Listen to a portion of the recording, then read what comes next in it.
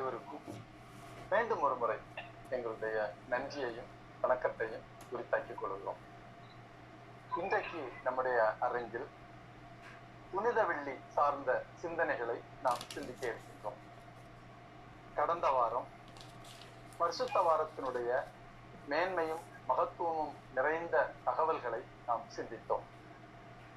பரிசுத்த வாரத்தில் குறிப்பாக புனித வியாழன் சார்ந்த நிகழ்வுகள், என்னென்ன நிகழ்வுகள் அந்த நாட்களில் நடந்தது, ஆண்டவருடைய மீட்பின் திட்டத்திற்கு எந்தெந்த காரியங்கள் இறைவனால் திட்டமிடப்பட்டு செய்திக்கப்பட்டது என்பது குறித்த தகவல்களை நாம் கடந்த வாரம் சிந்தித்தோம். அதனுடைய நீட்சியாக இன்றைய தினம் புனித வெள்ளி அது சார்ந்த சிந்தனைகளை சிந்திக்க இருக்கின்றோம். இன்றைக்கு நம்முடைய அரங்கில் நம்மோடு இணைந்திருப்பவர் அருள் திரு ஜே பவனிராஜன் அவர்கள். அரங்கில் இருக்கும் பலருக்கும் நன்கு அறிமுகமானவர். ஆற்காடு லுத்தரன் திருச்சபையினுடைய முன்னாள் போதகர், TLS போன்ற பல நிறுவனங்களில் பணியாற்றியவர். கிறிஸ்தவ தலைமை புரட்டஸ்டன்ட் கிறிஸ்தவத்தினுடைய தலைமையிடமான ஜெனீவாவில் திருச்சபை தலைமை மன்றத்தில் பணியாற்றிய பெருமை மிக்க நபர். இந்த நாட்களில் பல அரங்குகளில் தமிழ் சிந்தனை சார்ந்த உரைகளையும் இறையியல் சார்ந்த உரைகளையும் வழங்கி வருபவர்கள், இறையியலாளர். இன்றைக்கு நம்முடைய அரங்கில் நம்மோடு கூட இணைந்திருப்பது மகிழ்ச்சிக்குரிய விஷயம். போதகர் அவர்கள் இன்றைக்கு புனித வெள்ளி சார்ந்த நிகழ்வுகளை நம்மோடு கூட பகிர்ந்து கொள்ள இருக்கிறார்கள். வழக்கம் போல அவருடைய உரை மீதான உங்களுடைய சந்தேகங்கள் அல்லது கூடுதலாக நீங்கள் அறிந்து கொள்ள வேண்டிய விஷயங்களை அவர்கள் உரை நிகழ்த்திய பிற்பாடு நீங்கள் கேட்கலாம். அதற்குரிய பதிலை அவர்கள் நமக்கு தருவார்கள். சேலா வானொலி மூலமாக நிகழ்வை கேட்டுக்கொண்டிருப்பவர்கள் உங்களுடைய கேள்விகளை 9894116792 9894116792 என்கின்ற எண்ணுக்கு வாட்ஸ்அப் மூலமாக அனுப்பி வைப்பீர்களானால் அந்த கேள்விகள் இந்த அரங்கில் பகிரப்பட்டு அதற்குரிய பதிலையும் போதகர் அவர்களிடமிருந்து நாம் பெற்றுக்கொள்ளலாம். இப்பொழுது நாம் வேறு உரையரங்கிற்குள் செல்வோம். இப்பொழுது போதகர் அவர்கள் நம்மோடு உரையாற்றுவார். நம்முடைய பிதாவாகிய கடவுளாலும் ஆண்டவராகிய இயேசு கிறிஸ்துவினாலும் உங்கள் அனைவருக்கும் கிருபையும் சமாதானம் உண்டாவதாக. அன்பானவர்களே, இந்த நேரத்திலே இந்த ஒரு வாய்ப்பை எனக்கு கொடுத்த ஆண்டவருக்கு நான் நன்றி செலுத்துகிறேன். என்னை பயன்படுத்தி இந்த தளத்திலே புனித வெள்ளியை குறித்துதான மகத்துவத்தை குறித்துதான சில காரியங்களை எங்களோடு பகிர்ந்து கொள்ளும்படியான வாய்ப்பை அளித்த அருமையான சகோதரர் ஜான் பிரான்சிஸ் ஐயா அவர்களுக்கும் அவரை சார்ந்த குழுவினருக்கான உளமார்ந்த நன்றியை நான் தெரிவித்துக் கொள்கிறேன். தமிழ் நூல்களில் பக்தி பரவசத்திற்கு குறை ஒன்றும் இல்லை. என் நிலையில் நின்றாலும் எக்கோலும் கொண்டாலும் மன்னிய சீர் சங்கரந்தாள் மறவாமை என்பது சேக்கிழார் பாடல் வரிகள். எங்கே இருந்தாலும் ஆண்டவனை மறந்து விடக்கூடாது. எப்பாரும் எப்பதமும் எங்கனமும் நான் சென்றே தந்தை நின் அருட்புகழை இயம்பிடல் வேண்டும் என்றார் வள்ளலார் அவர்கள்.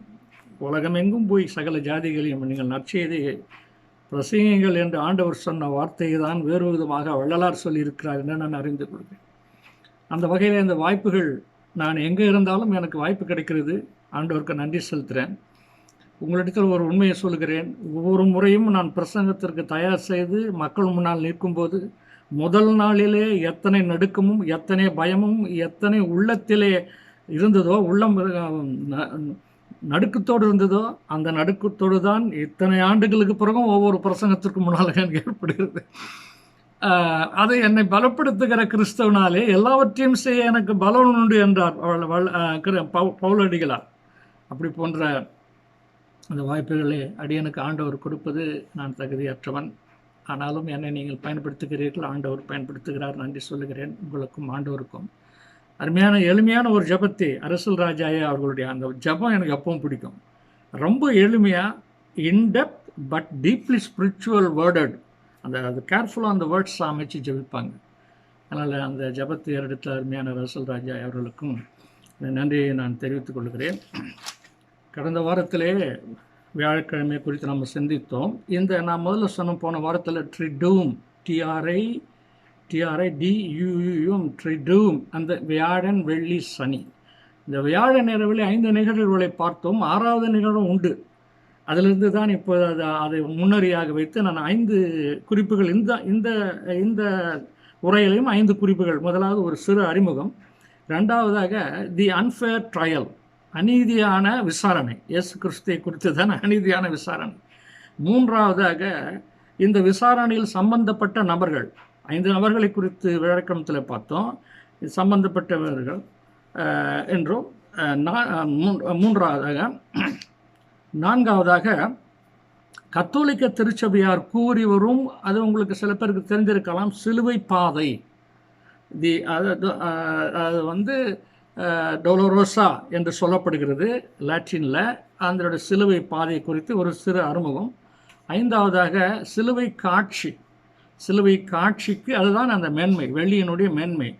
2 பிரதான காரியங்கள் வெள்ளிக்கிழமையிலே மிக முக்கியமாக உயர்த்தி காட்டப்பட வேண்டியது அந்த சிலுவை காட்சி, சிலுவையும் இயேசு பெருமானும், சிலுவையோடு சேர்ந்து இயேசு பெருமானை காண்கின்ற காட்சி.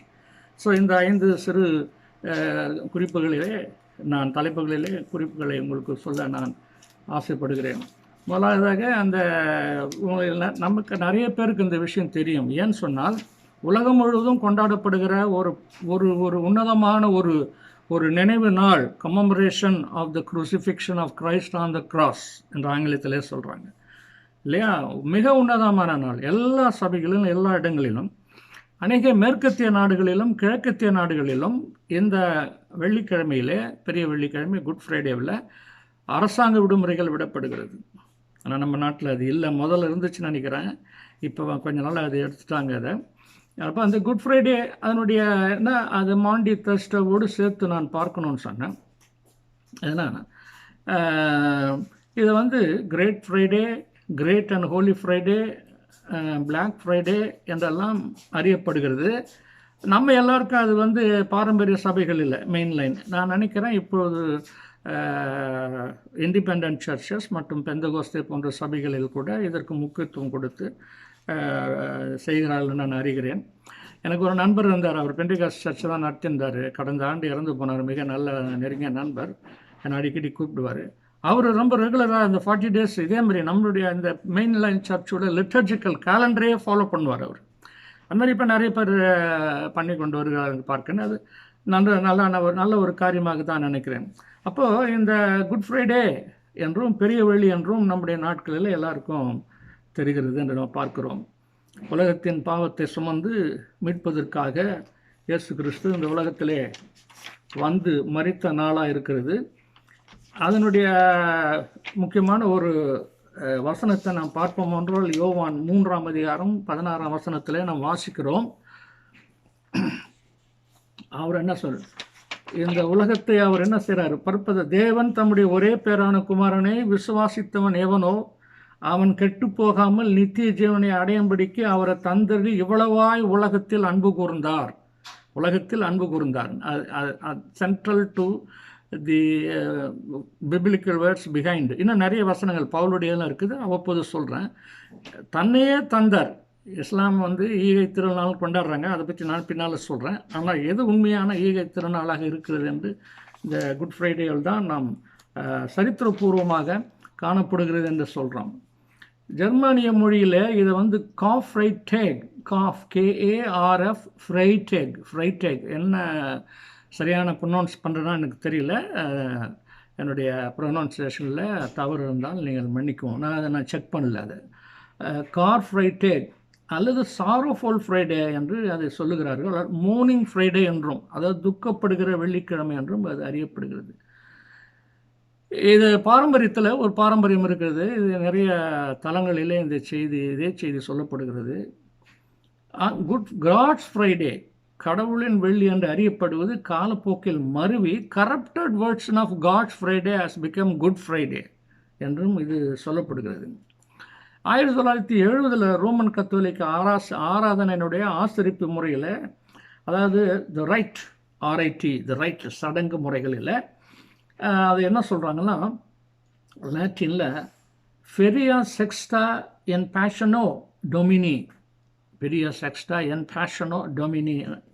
லாட்டின். அகைன் இந்த லாட்டின் ப்ரொனவுன்சியேஷன் நான் சொல்வது தவறாக இருக்கலாம், அதை தெரிந்தவர்கள் எனக்கு சரி பண்ணலாம் என்று சொல்லுது. அது என்னென்னா, Friday of the passion of the Lord என்று 1970க்கு முன்னால் அவங்க வேறு பேர் வச்சுருந்தாங்க. அதுக்குள்ளே நான் நிறைய இப்போ போவேன்னு விரும்பவில்லை.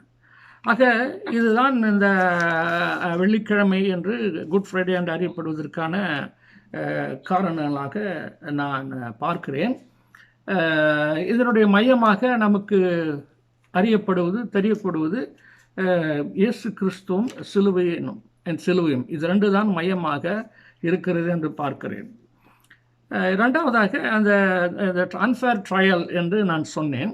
அன்ஃபேர் ட்ரையல்னு சொல்லிட்டு பல ஆண்டுகளுக்கு முன்னால் இந்த அன்ஃபேர் ட்ரையல் என்று 10 விசாரணைகளை குறித்து ஒரு ஒரு குறிப்பு படித்தேன். எனக்கு சுத்தமாக மறந்துருச்சு. அதில் 2 தான் ஞாபகம் இருக்குது. ஒன்று வந்து த ட்ரையல் ஆஃப் சாக்ரட்டிஸ் அவருடைய விசாரணை, அவருடைய மரணத்துக்கு. அடுத்தது நிறைய சொல்லிட்டு வந்து இயேசு பெருமானுடைய விசாரணை அதில் வைத்திருந்தார்கள்.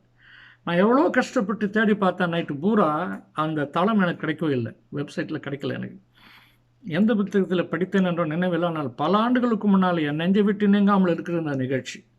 அதனால் அதில் நிறைய குறிப்பு சொல்லாமல் நாம் அனைவரும் அறிந்தபடி இந்த அன்ஃபேர் ட்ரையல் எப்படி அது நடத்தப்பட்டது என்று மத்தேயு, மார்க்கு, லூக்கா, யோவான், மத்தேயு 26ஆம் அதிகாரம், மார்க்கு 14ஆம் அதிகாரம், லூக்கா 22ஆம் அதிகாரம், யோவான் 18ஆம் அதிகாரங்களில் தொடர்ந்து 18, 19 அதிகாரங்களிலையும் அப்படியே நம்ம தொடர்ந்து வாசித்தோம் என்றால் ஆண்டவருடைய வியாழன் நைட்லேயே அது ஆரம்பிக்குது. இரவோடு இரவாக அது ட்ரையல் கொண்டு வர அந்த முடிவு பெறுகிறது. அந்த 5வது நிகழ்ச்சி 6வது நிகழ்ச்சியாக நேராக அங்கே யோவான் 18ஆம் அதிகாரத்தில் முதல்ல அவங்க அண்ணாவிடத்தில் கொண்டு போகிறாள் என்று பார்க்குறோம் நேராக. அப்புறம் ஏரோது, அப்புறம் பிரதான ஆசாரியன் ஏரோது, அதுக்கப்புறம் பிலாத்து இடத்துல 2 முறை அவர்கள் கொண்டு போகிறார்கள். எப்படி இரவு பகலாம் அப்படியே. அடுத்த நாள் காலையில் நேராக அவர் 12 மணியிலே அவர் சிலுவையில் அறியப்படுவதற்கு நண்பகலிலே அறியப்பட்டு அவர் 3ஆம் மணி வேளையிலே உயிர்த்தெழுந்த அது மரணித்தார் என்று சுவிசேஷங்கள் நானும் சொல்லுகிறது. அப்போது நான் ஷார்ட்டான 2 விஷயம் மட்டும் சொல்லிடுறேன். இந்த ஜூவிஷ் ட்ரையல் ஃபஸ்ட்டு வந்து யூதர்களுடைய விசாரணை கைதியாக யோவான் 18ஆம் அதிகாரம் 12ஆம் வசனத்திலிருந்து அது ஆரம்பிக்குது. அண்ணா என்றவர்களிட அவளை கொண்டு போகப்படுகிறது. அங்கே பாருங்கள், போர் சேவர்கள் 1000 பேருக்கு தலைவன், யூதருடைய ஊழியக்காரர்கள் எல்லோரும் சேர்ந்து அவரை அண்ணாவிடத்தில் கொண்டு பார்க்குறார்கள் பார்க்குறோம். ஒரு பெட்டாலியன் என்பது ஒரு 600 பேருன்னு லெஜியன் வேறு, ரோம் லெஜியன்றது வேறு. இல்லை 1000 பேருக்கு தலைவர். ஒரு கல்வனை பிடிக்கும் விதமாக என்னை பிடிக்க வந்தீர்களோ, இத்தனை நாள் உங்களோட இருந்தேன், பப்ளிக்கில் இருந்தேன், அப்போ என்ன பிடிக்க அப்போ வரீங்களாப்பா நீங்கள்? ஒரு ஆளை பிடிக்கிறதுக்குறோம். ஒரு பெரிய பெரிய ஆஃபீஸர்ஸ் எல்லாம் கைது பண்ணனா ஒரு போலீஸ் 2 போலீஸ் போக மாட்டான், நம்ம பார்த்துருக்குறோம். இப்போ ஏராளமான ஒரு 20 பேர் 300, ஒரு ஆள்னா ஒரு 30 பேர் போவான். இப்போல்லாம் நம்ம பார்க்குற அரசியலில் பார்க்குற இல்லை. அப்போ ஒரு பெரிய தலைவர், சமுதாயத்திலே பாற்றப்படுகிறவர், அவர் ஏற்றுக்கொள்ளப்பட்டாலும் அவருடைய அந்த பாப்புலாரிட்டி இது அதில் இருந்தது. அப்போ அங்கெல்லாம் என்னை வந்து தொடவே முடியலையே, என்னால் உங்களை தொட முடியலையேன்றது அங்கே ஆண்டவர் உணர்த்தி காட்டுறாரு. அப்போது அங்கே வந்து ஃபஸ்ட்டு வந்து அவங்க வந்து அந்த ட்ரையலில் அங்கே கொண்டு போகிறாங்க, அவர் இடத்துல போகிறாங்க. ரெண்டாவது வந்து பிரதான ஆசாரியன காய்பா, அந்த ஹை பிரீஸ்ட் ஆஃப் சனகரின் சங்கத்திற்கு முன்னால் கொண்டு போகிறாங்க. அந்த பிரதான ஆசாரியன் வந்து இந்த அண்ணாவுடைய அவனுக்கு அந்த உறவினர் என்று நமக்கு தெரியும். பிரதான ஆசாரியன காய்பா இடத்துல போயிட்டு அவன் கலிலேயாவில் இருக்கிறான். கலிலேயாவை அவன் வந்து அந்த ரோமன் டெரிட்டரி அவன் ஆட்சி செய்து கொண்டிருக்கிறான் என்பதை நாம் பார்க்குறோம். அப்போ ஃபஸ்ட்டு ட்ரையல் வந்து ஜூவிஷ் ட்ரையல் என்று அறியப்படுகிறது. ரெண்டாவது வந்து அதுதான், ஆனால் வந்து பிரதான ஆசாரியன் காய்பா நடத்துகிற ஒரு விசாரணை. இவன் 2 திருப்பி அவர் தண்டனை கொடுத்து திருப்பி அனுப்பிச்சிட்றான் பார்க்குறோம் நம்ம திருப்பி. அப்புறம் 3வது ரோமன் ட்ரையல், அதாவது பிலாத்துக்கு முன்பதாக ஒரு விசாரணை நடைபெறுகிறது.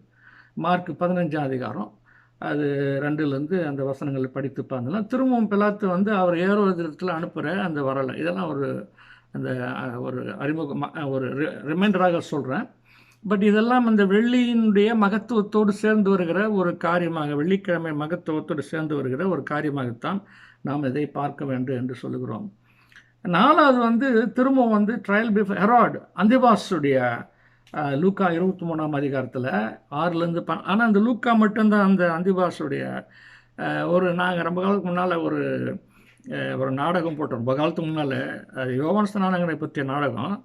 அதில் ஒரு சிறு வேடத்தில் நான் தான் அதை டைரக்ட் பண்ணேன். ஆனால் நானே ஒரு சின்ன வேடத்தில் நடித்தேன். அது இயேசு பெருமான் வேடத்தில் நடித்தேன். ரொம்ப காலத்துக்கு முன்னால், எனக்கு அப்போது வயது 27, 28 இருக்கும். அதில் அந்த ஆசிரியர் ஒரு கதை வாசனை கருணாநிதி மாதிரி எழுதுவார் அவர். அதில் வரும், வெள்ளை அங்கி தெரிய கள்ள சன்னியாசி மன்னர் அந்திபாசியம் மதக்குருகள் அத்தனை பேரையும் சாடுகின்றான். இயேசுநாதரை பற்றி குற்றம் சொல்லும்போது, வெள்ளை அங்கி தெரிய கள்ள சன்னியாசி மன்னர் அந்திபாசியும் அத்தனை பேரையும் சாடுகிறான்னு சொல்லிட்டு அந்த வரும். அந்த மாதிரி அவங்க இவங்க எல்லாம் அகேன்ஸ்டாக அந்த நமக்கு எல்லாம் தெரியும் 4 சுவிசேஷத்துலேயே அதெல்லாம் இருக்கிறத பார்க்குறோம். Trial before Herod. 5வது trial before Pilate, continued and concluded. அங்கே தான் கன்க்ளூஷன் ஆகுது. மார்க்கு 15 அதிகாரம் 6லேருந்து 15 வசனம், லூக்கா 23 13லேருந்து 25 வரைக்கும். பிலாத்து அநேக குற்றவாளிகளை விசாரித்திருக்கிறான். அவன் அந்த விசாரணையில் ரொம்ப கெட்டிக்காரரு. அவர் கண்டுபிடிச்சிடுவார் என்ன தான் பொய் சொன்னாலும் யார் உண்மை இருக்கிறதா இல்லைன்னு. நீண்ட பயிற்சியுடையவர்கள் இந்த நீதிமன்றங்களிலே, நீதிபதிகளாகட்டும், லாயர் ஃப்ரான்சிஸ் பிரதருக்கு தெரியும். அவங்க என்னதான் அவங்க சாட்சி சொன்னாலும் அது பின்னால் இருக்கிற உண்மை என்னன்னு அவங்களுக்கு தெரியும். ஆனால் தன்னுடைய கட்சிக்காரருக்காக வாதித்தின் தரமாக விடுதலை, அதுதான் அவங்களுடைய ப்ரொஃபஷன் சொல்கிறாங்க. எனக்கு தெரியல, அது ப்ரொஃபஷனல் எத்திக்ஸ்ன்றாங்க. ப்ரொஃபஷனல் எத்திக் ஃபாலோ பண்ணாங்கன்னா சும்மா வெறுமனே கட்சி வரைக்கும் ஏழையாக இருந்துட்டு போக வேண்டியது தான். நடுவிலலாம் அது கொஞ்சம் இதெல்லாம் பண்ணணும். அதுக்கு ஒரு டெக்னிக்கெலாம் வச்சுருப்பாங்க. அது எனக்கு அதனுடைய அந்த துறையில் எனக்கு இல்லை. நம்ம வெளியிலேருந்து பார்த்து நம்ம சொல்கிறோம். ஐயா அவர்களுக்கு அதிகமாக தெரியும். அப்போ என்ன சொல்கிறோம் பாருங்கள், ரொம்ப ஆச்சரியமாக இருக்குது. இந்த குற்றத்தை 2 விதமாக சொல்கிறாங்க. ஒன்று மரண தண்டனை அறிவிக்கின்ற அதிகாரம் எங்களுக்கு இல்லை, அப்போ நீ தான் எங்களுக்கு கொடுக்கணும்னு போய் மக்களை வர தொந்தரவு பண்ணுறாங்க எங்களோட சட்டத்தின்படின்னு. இவன் மதத்தின்படி குற்றம் செய்தவன் சொல்கிறாங்க, தன்னை கடவுள் என்று சொன்னான். ஆனால் ரோம அரசாங்கத்தின் சட்டத்தின்படி தான் பிலாத்து அவரை கை கழுவி அனுப்புகிறார். அது என்னன்னா ட்ரீசன்னா கலகம். அரசனுக்கு விரோதமாக தன்னை அவன் அரசன் என்று சொன்னான், யூதன் என்று அரசன் என்று சொன்னான் என்று சொல்லுகிற அந்த குற்றச்சாட்டு தான் நம்ம பார்க்குறோம். நம்ம அதில் அப்போ பிலாத்தான என்ன சொல்கிறான், யோவான் 18ஆம் அதிகாரத்தில் 28ஆம் வசனத்தில் இது ரொம்ப அப்புறம் அவங்க ஒய்ஃப் சொல்கிறாங்கன்ற நிகழ்வுலாம் யோவான் தான் எழுதுறாரு. அதில் நீ இந்த மனிதன் தேவ மனிதனாக்குறான், நீங்கள் அவனிடத்தில் ஜாக்கிரதையாக இருங்கன்னு சொல்லிட்டு அப்புறம் கேட்குறான் ஆண்டவர்கிட்ட என்ன சத்தியம்னா என்ன, சத்தியம் உங்களை விடுதலை ஆக்கணும், அதை போய் அவர்கிட்ட போய் அப்போ பிரசங்கம்லாம் கேட்டுன்னுக்கிறான் பிலாத்து. அது ஒரு சிறப்பான அவருடைய அது பண்பாக நான் பார்க்கிறேன். மற்றவங்க எப்படி பார்க்குறாங்கன்னு தெரில எனக்கு. அவன் உள்ளுக்குள்ளே அவருக்கு நல்லா தெரியுது. ஆனால் சொல்கிறார், வெளியே சொல்கிறார், நான் அவனிடத்தில் ஒரு குற்றமும் காணேன். யோவான் 18:28 முதல் முறையாக சொல்கிறார். 2வது முறையாக 19:4 இவனிடத்தில் ஒரு குற்றமும் காணேன். திரும்ப 19:6 இவனிடத்தில் ஒரு குற்றமும் காணேன் என்று சொல்லுகிறதை நம்ம பார்க்கிறோம். அப்போது குற்றமற்றவர்களை தான் அவர் அவர்கள் கைது நிர்பந்தத்தின் மூலமாக இந்த யோவான் சுவிசேஷத்தில் அந்த 18ஆம் அதிகாரத்தில் தான் நினைக்கிறேன், என்டையர் சிலுவை காட்சி வேதனையில் ஒரு நிகழ்ச்சி என் உள்ளத்தை மிகவும் பாதித்தது. ரொம்ப துன்பப்பட்டது. அது இப்போதெல்லாம் பரவாயில்ல, பழகிவிட்டது. நான் முதல் முறையாக படிக்கும்போது கண்களிலே கண்ணீர் வருவதை என்னால் நிறுத்தும். என்னென்னா, நீ யூதருடைய நீ சொல்லுகிறபடி தான் அப்படின்னு சொல்லும்போது, அருகில் இருந்த போர்ச்சியாகவன் அவர் கன்னத்தில் அறிந்து பதில் சொல்வது இப்படி தானா, ராஜாவுக்கு பதில் சொல்லி கேட்குறான் பாருங்க. அவன் பாருங்கள், அவர் கைக்கூலி. அவங்களுக்காக எது வேணாலும் இப்போ இன்றைக்கி பொலிட்டிக்கல் பார்ட்டிஸில் அப்படி தான் ஒரு ஆளை பற்றி பேசிகிட்டே இருக்கிறாங்க. ஏன்னா இவங்களுக்கு ரிவார்டு வரும்னு நினைக்கிறான். யாருக்குமே பதில் சொல்லாத ஆண்டவர் அவனுக்கு பதில் சொல்கிறார். நான் சொன்னதில் என்ன தவறு இருக்குது, தவறு இருந்தால் சொல், இல்லை என்றால் என்னை ஏன் அடித்தாய். ரொம்ப ஒரு அற்புதமான அது. நீங்கள் அதை படிங்க அந்த பகுதியை. எனக்கு என் உள்ளத்தை மிக அதிகமாக தொட்டோம். அவர் அதுக்கு தான் ஆன்சர் பதில் சொல்கிறார். எவ்வளோ பேர் குற்றம் சொல்கிறாங்களே, நீ என்னப்பா ஒரு பதிலும் சொல்ல அப்படின்னு தன்னுடைய விசாரணையில் பவுல் கேட்பதையும் நம்ம பார்க்குறோம்.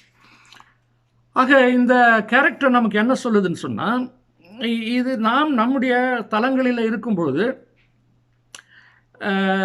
பிறரை மேலெடுத்ததே அல்லது நமக்கு தனிப்பட்ட ஃபேவர் வரும் என்பதற்காக அநீதியான காரியங்களுக்கு நாம் துணை போகிறோமா, அந்த நிலையில் இருக்கிறோமா? அலுவலகத்திலாகட்டும், திருச்சபையிலாகட்டும், அப்படித்தான் பொய்யான தகவல்கள், அப்படித்தான் விரோதமாக பேசுவது. எனக்கும் இன்னொருத்தருக்கும் தனிப்பட்ட விரோதம் கிடையாது. ஆனால் என்னுடைய மேலிடத்தில் போய் இவரை பற்றி கொஞ்சம் ஏதோ இருக்குதுன்னு அதிகமாக சொன்னால் தான் எனக்கு பதவி கிடைக்கிறது, நான் வாழ முடிகிறது என்று இதிலே வாழ்ந்து பொய்யிலே வாழ்கின்ற ஒரு வாழ்க்கையாக இருக்கிறேன் சொல்லினேன் என்று நம்ம பார்க்கிறோம் என்று பார்க்கிறோம். ஆகினால இந்த கேரக்டர்ஸ் நமக்கு சில பாடங்களை நமக்கு உணர்த்துகிறது. ஒவ்வொரு கேரக்டர்ஸும் நம்ம பார்க்க முடியும். அடுத்ததாக நான் என்ன சொல்கிறேன், இந்த மூன்றாவதாக இந்த பங்கு பெற்ற நிறைய பாத்திரங்கள் இருக்கிறாங்க. அதாவது ஸ்போர்ட்ஸ் ஷோவிலேருந்து சின்ன சின்னது ஒரு சில முக்கியமான பாத்திரங்கள் மட்டும் சொல்கிறேன். அது உங்களுடைய நினைவுக்காக நீங்கள் தொடர்ந்து அதை படிக்க வேண்டும். பைபிள்லேருந்து எடுத்து படிங்க. விளக்கங்கள் நீங்கள் படிக்கலாம், அதை பற்றி தவறு ஒன்றும் இல்லை. அதை பற்றி அநேக விளக்கங்கள் இருக்கலாம். நான் இந்த இந்த இந்த மெயினாக சிலுவையின் மீனை பற்றி பேசும்போது இந்திய சமய பக்தர்களின் பார்வையிலே சிலுவை எப்படி பார்க்கப்பட்டது என்பது ஹைலைட் பண்ண விரும்புகிறேன். மற்றபடி நமக்கு வெஸ்டர்ன் தியாலஜி இருக்குது, நிறைய இவாஞ்சலிக்கல் ப்ரீச்சிங்ஸ் இருக்குது. அவைகள் அந்த கோணத்தில் பார்த்தால் கூட இந்த கோணத்திலே முடிக்கும்போது இது நான் சொல்ல விரும்புகிறேன். அண்ணாவை பற்றி பார்த்தோம், காய்பாவை பற்றி பார்த்தோம், பிலாத்துவை பற்றி பார்த்தோம். இந்த பிலாத்து தவிர அண்ணாவும் காய்பாவும் அந்திபாசும் அவர்கள் எல்லோரும் உள்ளான நோக்கத்தோடு. என் நண்பர் ஒருத்தர் சிபிஐயில் வேலை செஞ்சுட்டு இருந்தார். அவர் இப்போ ரயில்வேயில் இருந்தார், அங்கே போனார், திருப்பி வந்தார். அவர் சொல்லுவார், இந்த மாதிரி சிபிஐ கேஸுன்னு சொல்லிட்டு எங்களுக்கு விசாரணைக்கு உட்படுத்தும் போது எங்களுக்கு முதல்ல இன்ஸ்ட்ரக்ஷன் வரணும், நாங்கள் என்ன ரிசல்ட் சொல்லணுன்னு. அதுக்கேற்ற மாதிரி ட்ரையலை கொண்டு போகிறது, அதுக்கேற்ற மாதிரி சாட்சிகள் அமைப்பது, அதுதான் என்ன மனசில் வச்சுக்கிட்டு பிறகு சொல்கிறது. இதுதான் அங்கே நடக்குது. இது உலகம் வழக்கம் அப்படி தான் இருக்குது. பல்லாண்டு காலம் அப்படி எல்லா இடங்களும் அப்படி தான் இருக்குது. இன்னொரு அன்ஃபேர் ட்ரையல் அன்றைக்கி லூயிஸ் த 8th நினைக்கிறேன் பிஹேட் பண்ணுறாரு. Louis the 14th 8th I cannot remember. But அவர் தான் லாஸ்ட்டு 34 வயசு அவருக்கு. அந்த காட்சியெல்லாம் நீங்கள் படிச்சிங்கன்னா ரொம்ப கஷ்டமாகுது அந்த ஃப்ரெஞ்சு ரெவல்யூஷனில். அவருக்கும் அது மாதிரி தான் தீர்ப்பு. இவங்களாம் முதல்ல தீர்ப்பு சும்மா அங்கே ஒரு அதாவது டியூ ப்ராசஸ்ன்றான் பாருங்கள், சட்டம் அந்த போகணும். அது டியூ ப்ராசஸ்ன்றது உண்மையான மீனிங் கிடையாது. இவன் அந்த due process created due process, சட்ட விதிகளை பயன்படுத்தி அவ்வாறு செய்கிறது. அதை சட்டம் ஒரு இருட்டாருன்னு சொன்னார் பாருங்கள் அண்ணாதுரை. ரொம்ப பெரிய ஒரு பெரிய அந்த யாருக்குமே இந்த இந்திய தேசத்தில் யாருக்குமே அறிஞர்ன்ற பட்டம் கிடையவே கிடையாது. இவர் அந்த பட்டத்தை பெற்றுக்கொண்டார். மாற்றான் தோற்றத்து மல்லிகைக்கு மனம் உண்டு என்று சொன்னார், கடமை கண்ணியம் கட்டுப்பாடு என்று சொன்னார், ஒன்றே குலம் ஒருவனே தேவன் என்று சொன்னார். இதெல்லாம் பெரிய சாதாரண விஷயமே கிடையாது. அந்த மாதிரி இது பின்னணியாக இருப்பது உண்மையான ஆன்மீகத்தினுடைய தேடல் தான். அது அந்த கருத்துக்கு நான் ஒரு உதாரணத்தை சொல்கிறேன். ஆனால் அப்படி நேர்மையாக இல்லாதவர்கள் இப்படி தான் விசாரணை நடத்துகிறார்கள். அப்போது அண்ணாவும் காய்பாவும் அந்திபாசும் பிரதான அப்படி தான் அவர்கள் வந்துகிறார் என்று பார்க்குறோம். அப்புறம் மத்திய 27:32 மார்க் 15:21 ஒரு சிலுவையை சுமந்து சொல்லும்போது சிரேனா ஊரானாகிய சீமோன் என்ற ஒரு பாத்திரத்தை நாம் பார்க்குறோம். அவர் சிலுவையை சுமக்க வைக்கப்படுகிறார். அவருக்கு 2 பசங்க இருந்தாங்கன்னு சொல்லிட்டு ஒரு குறிப்பு வருது. அவங்கள கூப்பிட்டுட்டு போகும்போது அவங்க இவர் கம்பல் பண்ணி சுமக்க வைக்கிறாங்க. ஆனால் அவர் அதை ஏன் அந்த இதுக்கு நம்ம போனோம்னா ரொம்ப நேரம் ஆகிடும். அதனால் இந்த ப்ராசஸ் ஆஃப் க்ரூசிஃபிக்ஷன் அந்த கிராஸில் ஏற்பட்ட தீர்ப்புக்கு பிறகு ஏற்பட்ட பாத்திரங்கள்லாம் இவர்கள் ஒரு முக்கிய பங்கு வகிக்கிறதை நம்ம பார்க்குறோம். அதேமாதிரி உங்களுக்கு தெரியும், மரியாள் அங்கே இருக்க மகதலேனா மரியாள் இருக்கிறாங்க, இயேசுனுடைய தாய் கிளையோப்பா மரியாள், இவங்க எல்லாமே கூடயே போகிறாங்க என்று நம்ம பார்க்குறோம். அப்போது இது போகிற வழியில் நடக்கிறதுன்ற இந்த பாத்திரங்கள் எல்லாம் நமக்கு இருக்கிறது. ஒவ்வொருவரை பற்றியும் அவருடைய கேரக்டர், அவர் மூலம் நாம் தெரிந்து கொள்ள வேண்டிய இயேசுவின் பாடு மரணத்தில் அவருடைய பங்கு என்ன, முதல்ல மரணத்திற்கு பாத்திரமாக ஆக்கியவருடைய பங்கு, பிறகு அவருடைய வேதனையோடு துன்பப்பட்டு அவர்களுக்காக தாம் எப்படி இருக்கார் என்பது தெரிந்து கொண்ட பாத்திரங்கள் இருக்கிறார்கள். அவர்களும் நமக்கு பாடமாக அமைகிறார்கள். அதனால் அது நான் ஒரு ஒரு ஒரு ஒரு அவுட்லைன் தான் சொல்கிறேன். ஒரு பாத்திரத்துக்கு உள்ளே போனால் இது ஒரு பெரிய நேரம் ஆகினால அதை சொல்லவில்லை. ஆனால் உங்களுடைய சிந்தனைக்காக தான் நான் வைக்கிறேன். லாங்கினியூஸ் இது வந்து திருமறையில் இதுக்கு வந்து ஆதாரம் கிடையாது. ஆனால் அந்த லாங்கினியூஸ் ஒரு சிலுவையின் அடியில் ஒரு வீரன், ஆனால் அந்த வீரன் நிற்கிறான். யாருன்னு சொன்னால் யோவான் 19ஆம் அதிகாரம் 34ஆம் வசனத்தில் ஆண்டவருடைய விழாவில் ஈட்டியால் குத்துறார் பார்த்தீங்களா, ரத்தமும் தண்ணீர் வழிந்து ஓடுகிறதுன்னு சொல்லிட்டு. அவனுக்கு பேர் லாங்கினியூஸ்ன்னு சொல்லிட்டு சொல்கிறாங்க. இது நம்ம ஸ்கிரிப்சரில் கிடையாது. ரோமன் கத்தோலிக்க சபைகளுடைய அதை பற்றி நான் பின்னால் சொல்கிறாங்க, குறிப்பு சின்ன குறிப்பு. அவங்க பேர் வச்சுருக்கிறாங்க இந்த மாதிரி எல்லாருக்கும் பேர். அது மாதிரி அந்த 3 இயேசுநாதர் பிறந்தபோது வந்து கிழக்கு 3 ஞானிகள் 3 அந்த அவர்களுக்கும் பேர் வச்சுருக்கிறாங்க. 3 பேர் அதுக்கு மேலே இருந்துச்சு. ஆனால் அந்த பரிசுகளை வைத்து 3 கிழக்கு ஞானிகள் வந்தார்கள் என்று வரலாறு சொல்லுகிற, வரலாறு இல்லை, அது பாரம்பரியம் சொல்லுகிறதையும் பார்க்குறோம். அப்போது அவருக்கு வந்து லாங்கினியூஸ் என்று ஒரு பேர் இருக்கிறது. அவர் வந்து அவரோட ரோல் என்னன்னா, அவர் உண்மையிலே செத்துட்டாரா இல்லையான்ற இது. அவர் ஏன் அப்படி செய்கிறாருன்னா, அது இல்லைன்னு சொன்னால் இவர் காலை முடிச்சுடுவானுங்க அவனுங்க. அதற்காக அவர் அதை செய்திருக்கலாம் என்று சொல்லுறவர்களும் வந்து நம்ம பார்க்குறோம். அதே மாதிரி சிலுவையின் அடியில் இருந்த 100க்கு அதிபதி அவர் ஒரு கன்ஃபெஷன் சொல்கிறார். அது மார்க் 15 அதிகாரம் 39, லூக்கா 23:47. மெய்யாகவே இவர் தேவகுமாரன் என்ற ஒரு அங்கே அந்த at the last moment, dying மூமெண்ட்டில் இவர் தேவகுமாரன் என்று சொல்லுகிறதை நம்ம பார்க்குறோம். அப்போ அவருக்கு பக்கத்தில் சிலுவையில் 2 குற்றவாளிகள் என்று சொல்லப்படுகிறது, கள்ளர்கள் என்று சொல்லப்படுகிறது. அவங்களையும் வலதுபுறத்தில் ஒருத்தன், இடதுபுறத்துலேயும் ஒருத்தையும் வந்து 2 கள்ளர்கள் அறியப்பட்டான்னு சொல்கிறாங்க. அவர்களுக்கு ஒரு பேர் வச்சுருக்கிறாங்க. ஒருத்தருடைய பேர் வந்து டிஸ்மாஸ், இன்னொருத்தருடைய பேர் வந்து ஜஸ்டஸ் அப்படின்னு சொல்கிறாங்க. ஜஸ்டஸ். இந்த டிஸ்மாஸ்ன்றவர் தான் மனம் திரும்பியான. இதில் வலதுபுறத்தில் கள்ளன் வந்து மனம் திருந்தனா, இடதுபுறத்தில் அந்த இது பண்ணான். வலதுபுறமாக இல்லை, அவர்களில் ஒருவன் தான் வசனம் இருக்குது. வலதுபுறத்தில் இருந்த கள்ளன் அது மாதிரி சொன்னால், இடதுபுறத்தில் இருந்தெல்லாம் வசனத்தை பட்சிகள் அப்படி கிடையாது. ஆனால் நமக்கு சின்ன வயசுலேருந்து சண்டே ஸ்கூல் சொல்லி கொடுத்துட்டாங்க, வலதுபுறத்து கள்ளன் மனம் திரும்பினான், இடதுபுறத்தில் கண்ணன் அப்படி கல்வன் அப்படி. ஆனால் அண்மையில் கல்வர்களில் ஒருவன் தான். ஆனால் இவங்க அந்த இது சொல்கிறாங்க, பேர் வைக்கிறாங்க. அவர் வந்து அதுக்கு தான் என்ன சொல்கிறாங்க, அந்த பேரில் டிஸ்மாஸ்ன்றவன் வந்து ஒரு மனம் திருந்திய ஒரு, அதாவது அந்த பாட்டு, ஆயம் கொள்வோன் போல் பாவ ஸ்திரி போல் அருகில் இருந்த கள்ளன் போல் நேயமாய் உன் சரண் என வணங்கினேன், நேயமாய் உன் சரண் என வணங்கினேன்.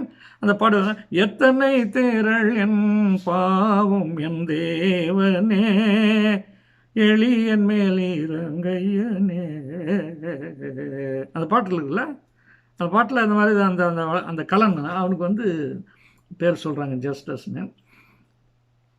அப்போ இந்த பாத்திரங்கள் இவர்கள் நிறைய பேர் இருக்கிறாங்க. நான் சும்மா ஒரு குறிப்பிட்ட அவர்களோடு இந்த சிலுவையில் அந்த ஃப்ரைடேயில் இவங்கெல்லாம் ஃப்ரைடேவில் இன்வால்வ் ஆனவங்க, நாட் அந்த ட்ரையல்லேருந்து பேசணும். ஆனால் இந்த பின்னால் சொன்னவங்களாம் இருக்கிறாங்கன்னு சொல்லிட்டு இப்போ சிலுவை பாதைங்கன்னு வந்து வயா குரூசிஸ் வயா டோலரோசா என்றவங்க. நான் வந்து கடந்த ஆகஸ்ட் மாதம் வந்து இத்தாலியில் 3 நகரங்கள், வெனிஸ், ஃப்ளாரன்ஸ், ரோமில் ஒரு 4-5 நாள் இருந்தாங்க. போய் பார்த்தேன் அந்த வேட்டிக்கன் மியூசியத்தில். என்னால் நம்பவே முடியல. அதாவது திருமறையில் இல்லாத எவ்வளோ பெயிண்டிங்ஸ், ஆனால் அற்புதமான medieval paintings, period of renaissance and art and கல்ச்சர்னால் நம்ம இத்தாலியில் தான் போய்ப்பாங்க. இன்னும் சில இடங்கள் மிடிவல் மாதிரியே இருக்குது. அந்த காட்சி அப்படி இருக்குது. அதில் பார்த்தீங்கன்னா எவ்வளோ பிபிக்கல் கேரக்டர் வரைஞ்சி இதெல்லாம் இவங்க எல்லாமே இவங்களே செய்கிறாங்க, எக்ஸ்ட்ராவாக எழுதி வச்சுருக்கிறாங்க. அதுதான் லூத்தர் என்ன சொன்னார், ஸ்கிரிப்சர் அலோன். எனக்கு வந்து ஸ்கிரிப்சருக்கு அந்தாண்டது ஒன்று. ஆனால் ரோமன் கத்தோலிக்க சபை 2 காரியங்கள், ஒருவன் மீட்படைவதற்கு 2 காரியங்கள் அவசியமாகிறது. ஒன்று திருமறை, மற்றொன்று திருமறையோடு வருகின்ற பாரம்பரியம். இந்த பாரம்பரியத்திற்கு அத்தாரிட்டி யாருன்னா போப். அவர் என்ன சொல்கிறார், அது 2 சேர்த்தாதான் மீட் பண்ணார். லூத்தர் சொல்லிட்டார், உன் பாரம்பரியத்தை குப்பையில் போடு, கிரைஸ்ட் அலோன், சோலா கிறிஸ்டோஸ், ஸ்கிரிப்சர் அலோன், வேதம் மட்டுமே, ஃபெய்த் அலோன், சோலா ஃபிடே கிரைஸ்ட் அலோன், அப்படி அவர் கொண்டு வர்றதை நம்ம பார்க்குறோம். அப்போ இவங்க என்ன பண்ணுறாங்கன்னா, அதாவது அவர் சிலுவையை சுமக்க ஆரம்பித்த நாள்லேருந்து தீர்ப்பளிக்கிறதுலேருந்து 17 இப்போ ஜெருசலேம் போனீங்கன்னா சில பேர் அது பார்த்துருக்கலாம், ஒருவேளை அங்கே வச்சுருக்கிறாங்க பொழுது ஜெருசலேமில் அந்த வயா டோலரோசா அங்கே இருக்குதுன்னு நினைக்கிறேன். எனக்கு சரியா தெரியல, நான் போனது இல்லைங்க, ஆனால் சொல்கிறாங்க அவங்க. அப்போ ஃபஸ்ட்டு ஸ்டேஷன் எத்தனை இடங்களில் அவர் அந்த சோக்கும்போது சில இடங்களை அவர்கள் புனிதப்படுத்தி பேசுகிறார்கள். ஒரு சில நிகழ்வுகள் தவிர மற்ற நிகழ்வுகளுக்கு வந்து இப்போ வெரோனிக்கா போன்ற ஆட்கள்லாம் திருமலையில் சுவிசேஷங்களில் ஆதாரம் கிடையாது. ஒரு சிலது ஆதாரம். ஃபஸ்ட்டு வந்து தீர்ப்பளிக்கப்படுது. அது ஸ்டேஷன் 1ல் ஆரம்பிக்கிற ஃபஸ்ட்டு ஸ்டெப்பு சிலுவை எடுத்து சுமக்கிறது. அது வந்து ஆரம்பிக்கிறாங்க. அது இருக்குது திருமறையில். சிலுவையை சுமந்தல் அது 2வது ஸ்டேஷன். 3வது முதல் முறையாக தவறி விழுகிறார் பாருங்க, அதுவும் திருமறையில் இருக்குது. 4வது அவங்க அம்மா மேரியை பார்க்குறது. 5வது சிரேன ஊரானாகிய சீமோன் சிலுவையை சுமத்தல் அது இருக்குது. 6 Veronica wipes the face of Jesus அது திருமறையில் இல்லை. இந்த வெரோனிக்கான்ற ஒரு கேரக்டர் அவங்க வச்சுருக்கிறாங்க. அது நிறைய சயின்ஸ்லாம் வச்சுருக்காங்க இல்லையா, அது மாதிரி இருக்குது. நாட் ஃபவுண்ட் இந்த காஸ்லம். 2ஆம் முறையாக இயேசு விழுவது இந்த ஸ்டேஷனில், அந்த தடங்கள் 7 பாதை தடங்கள் 7வது. 8வதாக எருசலேம் பெண்களை அவர் சந்திக்கிறது. எனக்காக அழ வேண்டாம், நீங்கள் உங்களுக்காக அழன்னு சொல்ல அது இருக்குது. 3ஆம் முறையாக 9வது ஸ்டேஜ் வந்து 3ஆம் முறையாக இயேசு கிறிஸ்து விழுதல். இதெல்லாம் ஃப்ரைடேயில் தான் நடக்குது. 10வது முறையாக அவர் அந்த சிலுவைக்கு அடியில் அவருடைய துணியை கழற்றி அந்த பங்கு போட்டு கொள்கிறார்கள் இல்லையா, அது 10வது ஸ்டேஜ். 11வது சிலுவையில் அறையப்படல். 12 சிலுவை மரணம். சிலுவையிலேருந்து கீழே அந்த அந்த அந்த ஃபேமஸ் பெயிண்டிங் தெரியும் உங்களுக்கு, கையில் வச்சுக்கிட்டு ஆண்டவரோட அந்த அந்த சீன் இருக்குது. அந்த அந்த அந்த அந்த ஓவியர் பெயர் எனக்கு தெரியல, மறந்துட்டேன். அப்போ கல்லறையில் வைக்கப்படுதல். அப்போ சிலுவை சுமந்திலிருந்து கல்லறையில் வைக்கப்படும் வரையில் ரோமன் கத்தோலிக்க ட்ரெடிஷனில் on the basis of scripture plus tradition, பாரம்பரியம் திருமறையை சார்ந்து 14 நிலைகளே these are called stations of the cross. இது அவருடைய துன்ப பாதையை காட்டுகிறதாக இருக்கிறது என்பதற்காக இந்த செய்தியை சொல்கிறேன். இது வந்து பிரிட்டானிக்காவில் இருக்குது, நிறைய கத்தோலிக்க தலங்கள் இருக்குது. விக்கிபீடியாவில் கூட நீங்கள் இந்த லிஸ்ட்டை பார்க்க முடியும், விக்கிபீடியா தளங்களில் கூட பார்க்க முடியும். ஆனால் எங்கெல்லாம் எடிட்டுன்னு போட்டிருக்காங்களோ அங்கே வந்து நீங்கள் ஜாக்கிரதையாக அந்த விக்கிபீடியாவில் பார்க்கும்போது உங்களுக்கு நிறைய பேர் உங்களுக்கு தெரிஞ்சிருக்கும். ஆனால் நானாக கற்றுக்கொண்டது அந்த எடிட்டுன்னு போகணும். அப்போ அந்த எடிட்டுக்கு அப்போ அது கீழே அந்த ரெஃபரன்ஸ் கொடுத்துறாங்க பார்த்தீங்களா, அதில் போய் பார்க்கணும். அதில் பார்த்தா எது சரியான, இவன் சொல்கிறது கரெக்டாக தானா அல்லது கொஞ்சம் வேறு மாதிரி சொல்லியிருக்கலாம் என்ற அந்த காரியங்கள் நமக்கு புலப்படும். அது ஒரு கைட்லைன்ஸாக நம்ம வைத்து கொண்டால் அதிக பலன் நமக்கு கிடைக்கும் என்று சொல்லுகிறேன். அப்போ வந்து கத்தோலிக்க சபை வரலாறு 4வது சொன்னேன். 5வதாக சிலுவை காட்சி, ஆக்சுவல் காட்சி. அதில் 3 சிறு சிலுவையினுடைய மேன்மை, அது அன்பின் வெளிப்பாடாக இருக்கிறது, ஈகையாக இருக்கிறது என்று நம்ம பார்க்கணும். இதில் ஒரு கம்பேரிசனும் நான் சொல்ல விரும்புகிறேன். இப்போ அந்த ரம்ஜானா ஈத் அந்த ஈகை பண்டிகைன்றாங்களா, என்ன பண்டிகை அது இஸ்லாமில்? ஈதா ரம்ஜானா தெரில, எனக்கு சரியாக ஞாபகம் இல்லை. அது வந்து ஈகை திருநாள்னு கொண்டாடுறாங்க. என்ன ஈகை திருநாள்னால், நம்ம வந்து ஆபிரகாம் ஈசாக்கை பலியிட்டோம் என்பது கிறிஸ்துவ பழைய ஏற்பாட்டினுடைய நூலாக தான் இருக்குது. ஆனால் இவங்க 6ஆம் நூற்றாண்டுக்கு பிறகு மஹமட் வந்து அந்த குரான் வந்து கடவுள் எனக்கு கொடுத்தார் என்று சொல்லி, உன் முதற் பேரான குமாரனே எனக்கு பலியிட. அப்போ முதற் பேரான குமாரன் வந்து யார்? அவருக்கு ஈசாக்கு முன்னால் அந்த அவர் இருக்கார் பாருங்க, ஃபர்ஸ்ட் அவர் பேர், அவர் பலியிட்டதை தான் வந்து இவங்க வச்சுக்கிறாங்க. அது இறைவனுக்காக அவர் கொடுத்தார், ஈகை திருநாள்னு சொல்கிறாங்க.